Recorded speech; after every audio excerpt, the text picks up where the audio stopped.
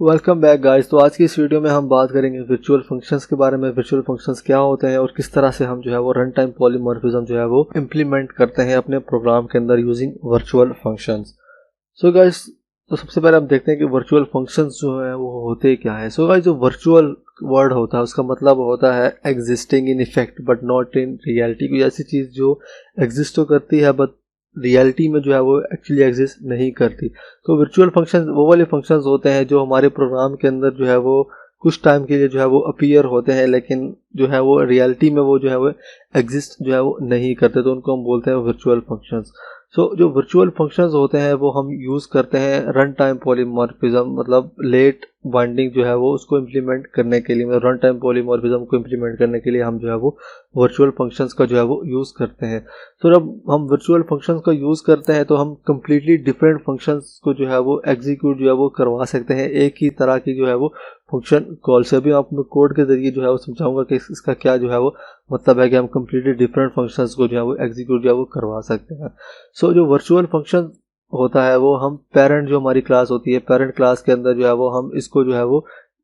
बनाते हैं और देन इसको फिर हम जो है वो हमारी जो चाइल्ड क्लासेस होती हैं, जो हम पेरेंट क्लास से क्लासेस को इनहेरिट करते हैं, हम उसके अंदर जो है वो इसको जो है वो ओवरराइड जो है वो कर सकते हैं। सो जब हम इसको डिफाइन करते हैं तो हम इसके साथ जो है वो वर्चुअल का कीवर्ड जो है वो लिखते हैं। जब भी हम वर्चुअल फंक्शन बनाते हैं तो उसके साथ हम जो है वो वर्चुअल का कीवर्ड जो है वो लिखते हैं, तो उससे पता चल जाता है कि ये वाला जो फंक्शन है ये एक वर्चुअल जो है वो फंक्शन है। तो अभी हम विजुअल स्टूडियो कोड में चलते हैं और वहाँ जो है वो इसको जो है वो समझते हैं। सो गाइस, तो मैं विजुअल स्टूडियो कोड में आ गया हूँ। तो हमने जो है वो हमारा ट्यूटोरियल नंबर 30 था जिसके अंदर हमने देखा था कि हम इनहेरिटेंस के अंदर जो है वो पॉइंटर्स को जो है वो कैसे यूज़ कर रहे हैं, मतलब हम पेरेंट क्लास को पॉइंटर बना के फिर जो चाइल्ड क्लासेस होती हैं उसके जो ऑब्जेक्ट्स होते हैं उनको कैसे रिफ़र करते हैं। तो हमने ये जो वाला जो कोड लिखा था तो उसके अंदर हमने जो है वो एक पेरेंट क्लास बनाई थी, फिर हमने जो है वो दो चाइल्ड क्लासेस जो है वो बनाई थी, क्लास बी एंड देन फिर क्लास सी। और इनके अंदर हमने जो है वो एक सेम नाम का जो है वो फंक्शन बनाया था, वर्ड शो, फिर इसके अंदर भी क्लास बी के अंदर भी और फिर क्लास सी के अंदर, और फिर हमने तीनों क्लासेस के जो है वो ऑब्जेक्ट बनाए थे और हमने एक जो है वो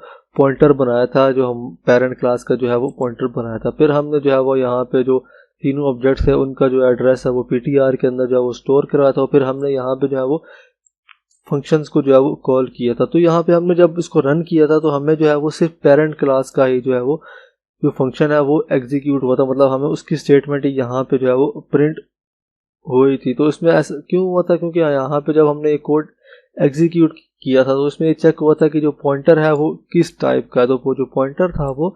पेरेंट क्लास जो ए क्लास का था उसका जो है पॉइंटर था। तो फिर कंपाइलर ने उसको देखते हुए, पॉइंटर की टाइप को देखते हुए फिर जो फंक्शंस है वो एग्जीक्यूट जो है वो करवाए थे। तो इस प्रॉब्लम को मैंने आपको कहा था कि हम ओवरकम कर सकते हैं, मतलब हम कम्प्लीटली डिफरेंट फंक्शंस जो है वो एग्जीक्यूट जो है वो करवा सकते हैं। मतलब हमने यहाँ पे जो स्टेटमेंट लिखी है पीटीआर ऑब्जेक्ट तो यहाँ पे हमने इसका ये वाला फंक्शन कॉल किया है, तो इसके लिए यहाँ पे जो चाइल्ड क्लास क्लास बी का जो फंक्शन है वो कॉल होना चाहिए। तो भी हम देखेंगे कि हम जो है वो किस तरह से इस प्रॉब्लम को जो है वो सॉल्व करते हैं यूजिंग वर्चुअल फंक्शंस। तो मैं यहाँ पे जो है वो एक न्यू फाइल बनाऊंगा। तो आज जो है वो हमारा लेक्चर नंबर जो है वो 32 है, तो मैं यहाँ पे जो है वो एक फाइल बना लूँगा लेक्चर 32.cpp एंड देन यहाँ पे ये वाला जो कोड ये है जो इसी को मैं यहाँ से कंट्रोल ए एंड देन फिर कंट्रोल सी एंड देन यहाँ पे मैं जो है वो कॉपी कर लूँगा अपनी आसानी के लिए। तो यहाँ पे मैंने इस कोड को जो है वो कॉपी कर लिया है। तो अब हम क्या करेंगे कि हम जो है वो वर्चुअल फंक्शन जो है वो बनाएंगे। तो वर्चुअल फंक्शन को कहाँ बनाते हैं, हम पेरेंट क्लास के अंदर जो फंक्शन होता है उसको हम जो है वो वर्चुअल बनाते हैं, देन हम उसको फिर जो चाइल्ड क्लासेस होती हैं उसके अंदर जो है वो हम ओवरराइड जो है वो कर सकते हैं। तो ये जो फंक्शन है वॉइड शो, तो इसको जो है मैं वर्चुअल जो है वो बनाऊंगा। तो वर्चुअल बनाने के लिए मैं क्या लिखूंगा, तो इसके शुरू में जो है मैं वो वर्चुअल का कीवर्ड जो है वो मैं लिख लूँगा। तो ये वाला जो फंक्शन होगा ये वर्चुअल जो है वो बन जाएगा। तो अभी हम जो है वो जब हम इस कोड को एग्जीक्यूट करेंगे तो आप देखेंगे कि हमें जो है वो तीनों स्टेटमेंट जो है वो प्रिंट होगी। पहले हमें पेरेंट क्लास है, फिर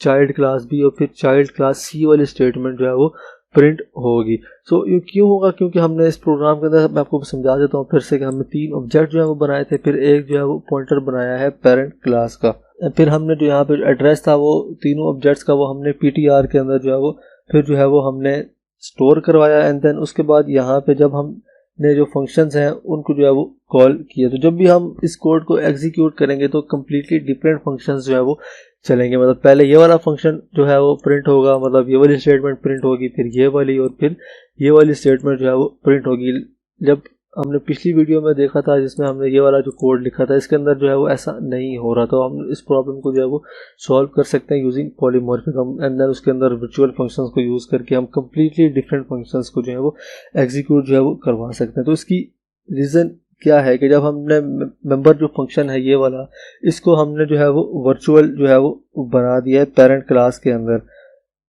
जब देन फिर हमने जब इसको यहाँ पे इसके पॉइंटर के ज़रिए यहाँ पे जो है वो हमने इसको कॉल किया, तो कंपाइलर ने यहाँ पे जो है वो type of the object check किया, उसने पॉइंटर को जो है वो नहीं देखा कि ये पॉइंटर किस टाइप का, उसने यहाँ पे देखा कि ये ऑब्जेक्ट किस क्लास का है। मतलब हमने पिछली वीडियो में जब एग्जीक्यूट किया तो उसने चेक किया था कि ये पॉइंटर किस टाइप का है, लेकिन इस केस में जब हम फंक्शंस को वर्चुअल बना देते हैं तो उस केस में वो चेक करता है कि यार ये ऑब्जेक्ट जो है ये किस क्लास का है, तो फिर उसको देख के वो जो फंक्शंस हैं वो एग्जीक्यूट जो है वो होते हैं। तो इस कोड को मैं भी जो है वो यहाँ से जो है वो मैं रन करता हूँ, यहाँ से मैं टर्मिनल को थोड़ा बड़ा कर लेता हूँ, तो आप देखेंगे कि हमें कम्प्लीटली डिफरेंट स्टेटमेंट्स जो है वो प्रिंट होंगी। तो मैं यहाँ से इसको जो है वो रन कर लेता हूँ। सो अभी आप देख सकते हैं कि यहाँ पे हमें पेरेंट क्लास है, चाइल्ड क्लास भी और चाइल्ड क्लास सी यहाँ पे जो स्टेटमेंट्स है वो प्रिंट हुई है। तो यहाँ पे इसका रीज़न ये है कि यहाँ पे जो कंपाइलर है उसने चेक किया है कि